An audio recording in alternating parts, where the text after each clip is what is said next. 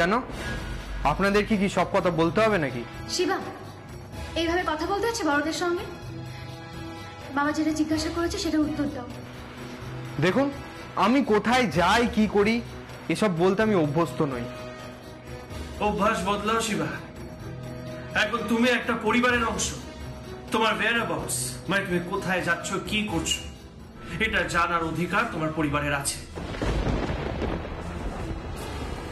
শিবা, তোমার পরিবারের লোকেরা তোমাকে নিয়ে চিন্তা করে। দেখুন, চিন্তা করে বলেই ফোনটা ধরে জানিয়েছিলাম কখন ফিরবো, নাহলে সেটাও জানাতাম না। আর আমার 18 বছর বয়স হয়ে গেছে, সব কথা বলতে আমি বাধ্য নই। বাধ্য শিবা, তুমি অবশ্যই বাধ্য। বাড়িতে বলে যাওয়া যে কোনো ভদ্র বাড়ির নিয়ম, বুঝেছো? বলো শিবা, বলো কোথায় গেছিলে তুমি? পুরনো বন্ধুদের সাথে দেখা করতে বস্তিতে গেছিলাম। মিথ্যে কথা বলছো তুমি শিবা। কেন? অদ্ভুত, আমি মিথ্যে কথা কেন বলতে যাবো?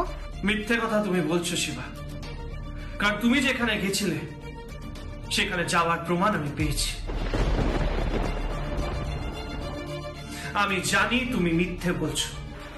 আপনি কি আমার পিছনে গোয়েন্দা লাগিয়েছেন? তা আমার দরকার হয় না শিবা।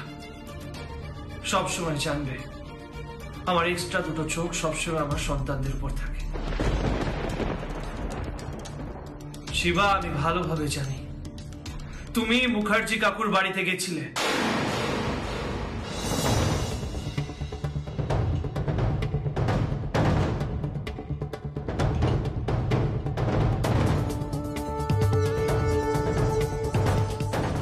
এবার সত্যি সত্যি বলো শিবা, ওনার বাড়িতে তুমি কেন গেছিলে?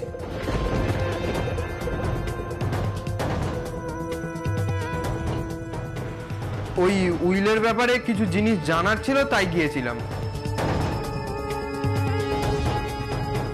কি কথা হলো? আর আরেকটা জিনিস আমাদের বলো, তুমি ওনার ঠিকানা কি করে পেলে?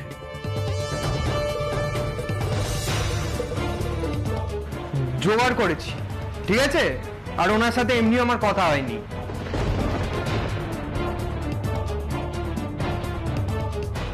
কেন? কেন মানে? উনি বাড়িতে থাকলে তো কথা হবে। আর বিশ্বাস না হলে ওনাকে ফোন করে জিজ্ঞেস করে নি। যা। তার মানে শিবা, তুমি বলতে চাও যে মুখার্জি কাকুর কি হয়েছে তুমি কিছুই জানো না?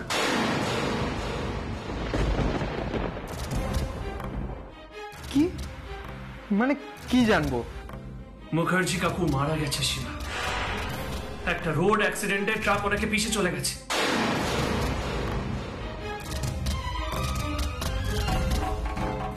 আবার এটাও কি অশোক বাবুরই কাজ? বারবার আমাকে সুপারি দিয়ে অন্যকে দিয়ে কাজ করাচ্ছে কেন? ধান্দাটা কি? কি ভাবছো শিবা?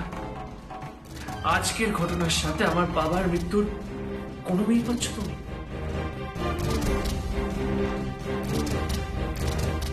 এই রে, নিখিল ধরে ফেলার আগে শিবাকে এখান থেকে বের করতে হবে, যে করেই হোক।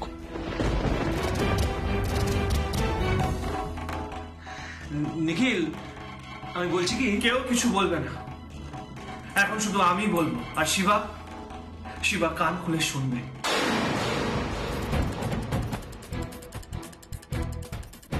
শিবা, বারবার এইসব অ্যাক্সিডেন্টের সাথে তোমার নাম কেন জড়িয়ে যাচ্ছে সেটা নিয়ে আমাকে ভাবতে হবে। তুমি শুধু এটা মাথায় রেখো, আমার নজর কিন্তু তোমার উপর রইল।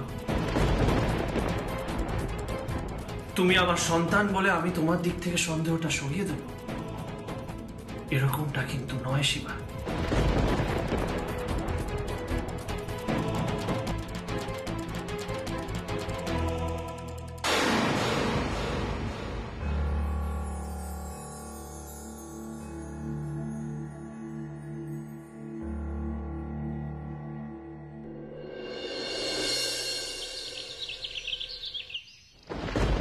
এই যে আপনি এটা কি গেম খেলছেন? হ্যাঁ, এইসব না মাইন্ড আমার পোষাচ্ছে না।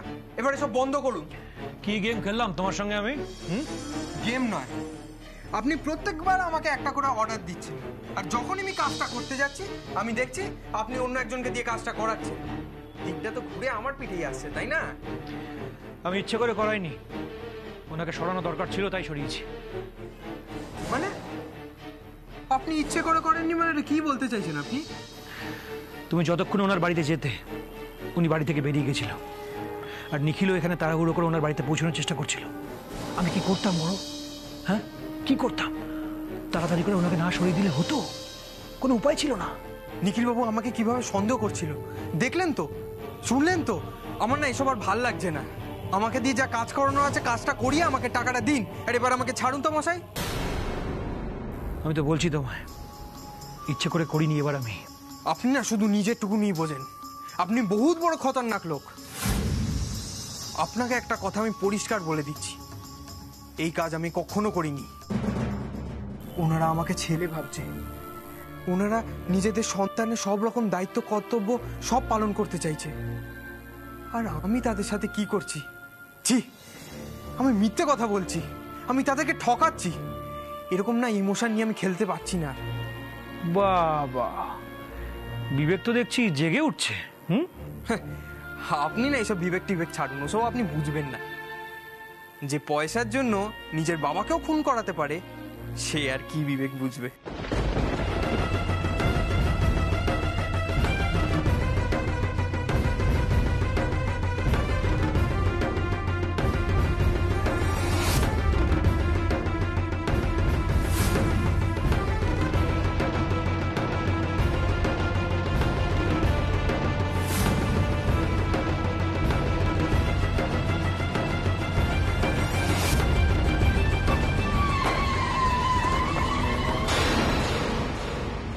এই!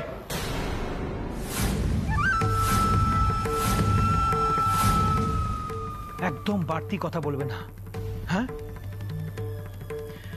তোমার মুখে এসব সাধু কথা মানায় না। তুমি ছোটবেলা থেকে তো অনাথ আশ্রমে ছিলে, তুমি সব খোঁজ নিয়েছি তোমার ব্যাপারে। আর সংশোধনাগারে কি করতে গেছিলে? অপরাধ করার জন্য নিশ্চয়ই, ভালো কাজের জন্য যাওনি নিশ্চয়ই। তাই তোমার মুখে এসব ভালো কথা একদমই মানায় না। বললাম না আপনি এসব বিবেক টিবেক বুঝবেন না, ছাড়ুন না। কেন ফালতু কথা বানাচ্ছেন? ঠিক আছে, আমার কথাটা শোনো। নিখিল চাইছে এই গোটা সম্পত্তি সবার মধ্যে সমানভাবে ভাগ করতে, কিন্তু আমি তোমাকে দিয়ে ঠিক উল্টো কাজটাই করাবো। কিভাবে? তুমি সবার সামনে যাবে আর গিয়ে বলবে এই গোটা সম্পত্তির মালিক তুমি, আর তুমি সম্পত্তি বিক্রি করতে চাও, ব্যাস। এই সম্পত্তি বিক্রি করে দিলে এই বাড়ির লোকেদের কি হবে? তোমার কি তাতে?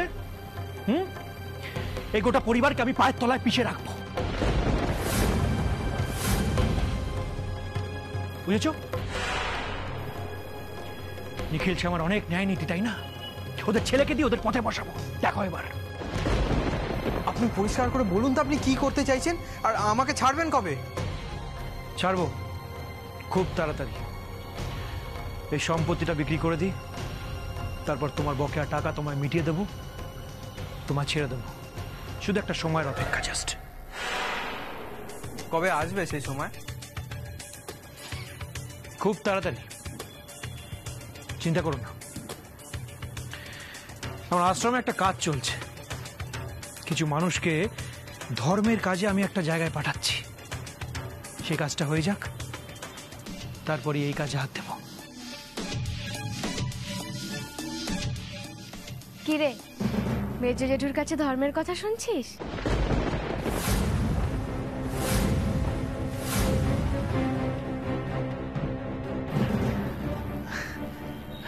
শ্যামা, ওই আর কি।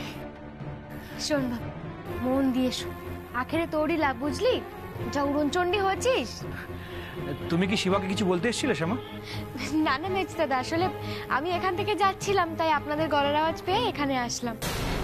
বলছি মেজ দাদা, শিবাকে একটু ভালো করে বুঝিয়ে বলবেন, যাতে ও বোঝে। সে তো আমি সবসময় বলি, আমি তো বলি যে ফলের আশা করতে নেই, কর্ম করে যেতে হয়, ফল এমনিই চলে আসে। একদমই তাই। বলছি মেজ দাদা, কাল তো জামাই ষষ্ঠী, আর এবছর আমার প্রথম ষষ্ঠী অনিরুদ্ধ আসবে। আপনাকে কিন্তু অনেক দায়িত্ব নিতে হবে, আমি আগে থেকেই বলে দিচ্ছি। সে তো আমি সবসময় আছি। বোনের বর আসছে? হ্যাঁ, তোকে বলেছিলাম না ওর মায়ের চিকিৎসার জন্য বিদেশে গেছে, ও ফিরে এসেছে। জানিস বাবা, তোর বোন আজকে খুব খুশি। দেখ, মুখে না বললাম, এতগুলো দিন হয়ে গেল স্বামীকে ছেড়ে, মনে তো কষ্ট হবে। মা জানে অনিরুদ্ধ আসছে?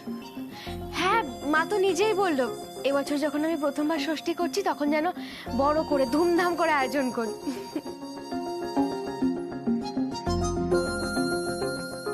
জানিস তো শিবা, অনিরুদ্ধ তোকে দেখে বেশ অবাক হবে কিন্তু। অবশ্য যদিও তোর কথা জানে, শুনেছে যে কৃষ্ণার আর এক যমজ ভাই আছে, তবু তোকে যে এত তাড়াতাড়ি চোখে দেখতে পাবে সেটা তো কোনোদিনও ভাবিনি বল। এসব কথা এখন থাক, ওদিকে কত কাজ আছে। শোন না শিবা, এদিকে তোর কিছু না থাকলে চল না একটু মায়ের হাতে হাতে সাহায্য করে দিবি। হ্যাঁ চলো। বাহ শিবা, মায়ায় জড়িয়ে যাচ্ছ নাকি?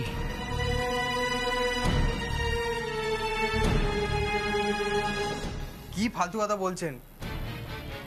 তোমার মুখ দেখে পরিষ্কার বোঝা যাচ্ছে তুমি মায়ায় জড়িয়ে যাচ্ছ। তাকাও আমার দিকে, মায়ার বাঁধনে জড়িও না। ভুললে কিন্তু চলবে না যে আমরা একটা গেম প্ল্যানের মধ্যে রয়েছি। হ্যাঁ, বিশাল বড় একটা যুদ্ধ। প্ল্যান থেকে আমাদের বেরোলে কিন্তু কোনো মতেই চলবে না, কথাটা যেন মনে থাকে, কেমন? এই যে মা ছেলের ইমোশন, সবই পার্ট অফ দ্য গেম। বুঝেছি বুঝেছি, আর বলতে হবে না, থাক। গুড। আশ্রমের কাজটা মিটিয়েই একটা বোমা ফাটাবো বাড়িতে। না, আশ্রমের কাজ মিটিয়ে না, বোমাটা কালকেই ফাটাবো।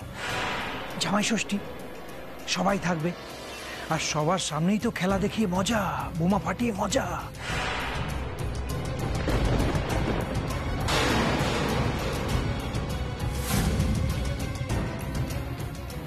শিবা, তুই এখন যা, আমরা পরে কথা বলছি, কেমন? কি ব্যাপার মিস্টার ভাই, আমাকে দেখে তোরা চুপ করে গেলি, এমন কি কথা বলছিলিস? না না, ওকে একটু বকাবকি করছিলাম, মানে বোঝাচ্ছিলাম। বোঝাচ্ছিলিস? হ্যাঁ, কি বোঝাচ্ছিলিস? ওই যখন তখন বাড়ি থেকে বেরিয়ে যায় না, মা টেনশন করে, সেটাই বোঝাচ্ছিলাম। এই বয়সে একটু হয়, বাচ্চা ছেলে তো। এইসব কথা এখন ছাড়। শিবা, তুই আমার সাথে চল। কোথায়? নিচে। পুলিশ এসছে। মুখার্জি কাকুর মৃত্যুর ব্যাপারে তোর সঙ্গে কথা বলতে চায়।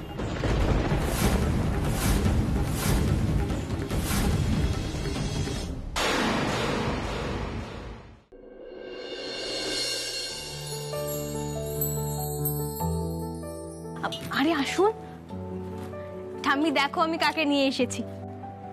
উমা, হ্যাঁ, এই যে দেখি আমাদের নাচ জামাই। কেমন আছো ঠাম্মি? শরীর টরীর সব ভালো তো? আমি তো ভালোই আছি, কিন্তু তোমার এরকম ঝোড়ো কাকের মতন চেহারা হয়েছে কেন?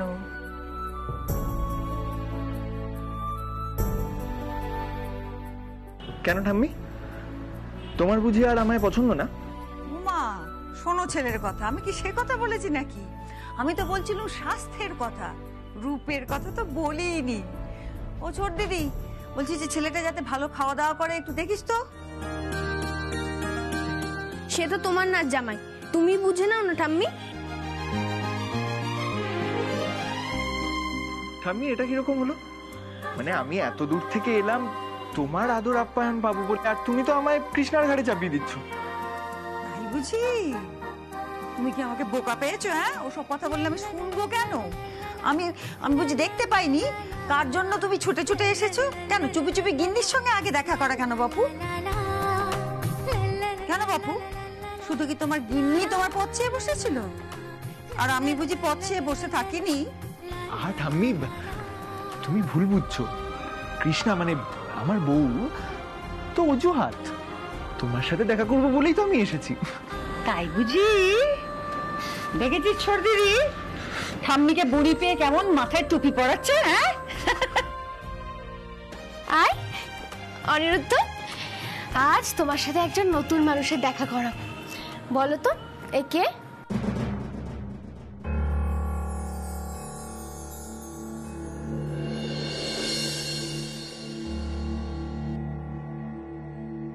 কে? এ কি, আপনি বুঝতে পারছেন না? ও হলো আমার যমজ ভাই। ও মানে সেদিন বারাণসী থেকে তোমার চাচি ফোন করে যার কথা বলছিলেন? হ্যাঁ, ওর নাম হলো শিবা।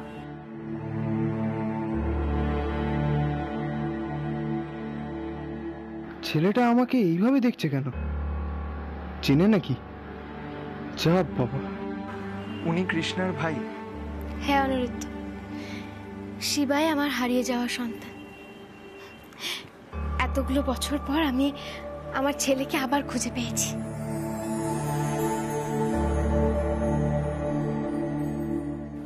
আপনি কে ভাই, আমার ব্যাপারে এত প্রশ্ন করছেন?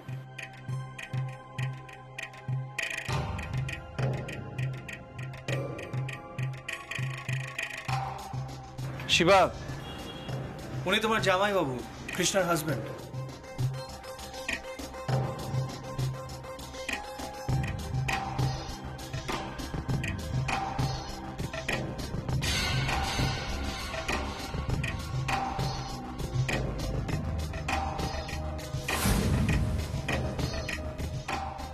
অনিরুদ্ধবাবু, আপনি ভাইকে ওভাবে দেখছেন কেন?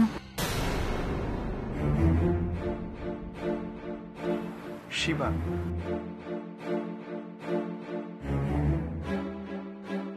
তোমাকে আমি তুমিই বলছি। বলুন না, আমার কি? আমি তোমাকে আগে কোথাও দেখেছি।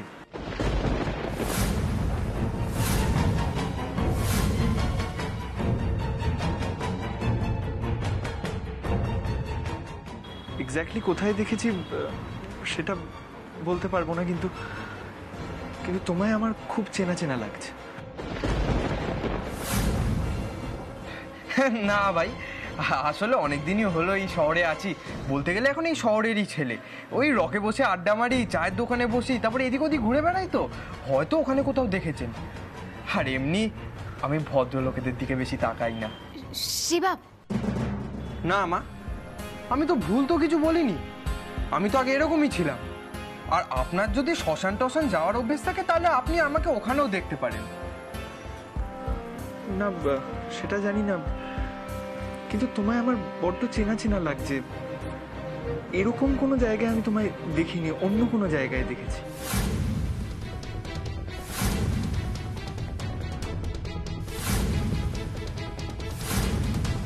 আপনি তো নিজেই বেশিরভাগ সময়টা বাইরে কাটিয়েছেন, আপনি আবার ভাইকে কোথায় দেখবেন?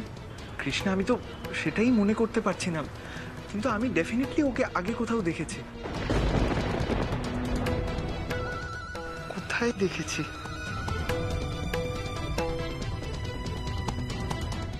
তা না জামাই, ওকে আগে দেখেছো সেটা খুব ভালো কথা, কিন্তু তুমি ওরকম অস্থির হয়ে উঠেছো কেন? কি ব্যাপার অনিরুদ্ধ? মানে শিবার ব্যাপারে অন্য কিছু মনে পড়ছে তোমার?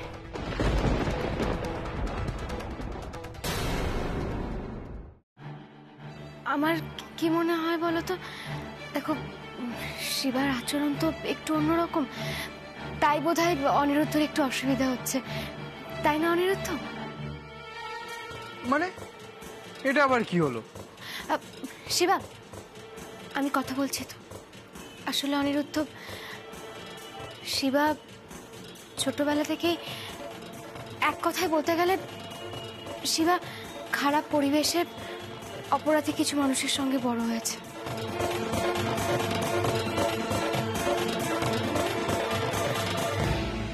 কিন্তু তুমি বিশ্বাস করো, আমার ছেলের মনটা কিন্তু একদম খাঁটি সোনা। এইটা একদম ঠিক কথা বলেছিস শ্যামা। ওর মনটা দেখলে বোঝা যায় যে ও এই চৌধুরী পরিবারের ছেলে, তাই না? আর স্বভাব, আচার, ব্যবহার এই সমস্ত ধীরে ধীরে বদলে যাবে। আমার তো বিশ্বাস যে আমার ছোট দাদু ভাই আমাদের সবার মাঝে থাকতে থাকতে ঠিক মানুষ হিসেবে নিজেকে গড়ে নেবে। তা তো বটে, নিজেকে বদলাতে তো একটু সময় লাগবে, কিন্তু আমরা সেই সময়টা শিবাকে দেব। যাই হোক, ঠিক আছে, আলাপ পরিচয় তো অনেক হলো। অনিরুদ্ধ অনেক দূর থেকে এসছে, ওকে একটু রেস্ট নিতে দাও। অনিরুদ্ধ, যাও, হাত মুখ ধুয়ে নাও, খেয়ে নাও, কেমন? হ্যাঁ সেসব তো হবে, কিন্তু ও মা বলছিলাম, তুমি ছোট কর্তাকে বলছিলে না মেচি দাদাকে যে কথাটা বলবে, বলো। মাকে দিয়ে আবার কি কথা বলাবে শ্যামা? হ্যাঁ হ্যাঁ হ্যাঁ বলবো, কিন্তু অশোক একটু মেজো বৌমাকে ডাক না রে। হ্যাঁ মেচি দাদা, একবার যান না, মেচি দিদিকে রেখে আনুন না। হ্যাঁ, দিশা তো বাড়িতে নেই, ও বেরিয়েছে। এই দেখো, আবার এই অবেলায় আবার কোথায় বেরোলো? ও বললো একটু দেরি হবে, মানে বিকেল হবে, আস্তে আস্তে সামনেই গেছে, বললো চলে আসবে। আচ্ছা তাহলে তোদেরকেই বলি। বলো না মা।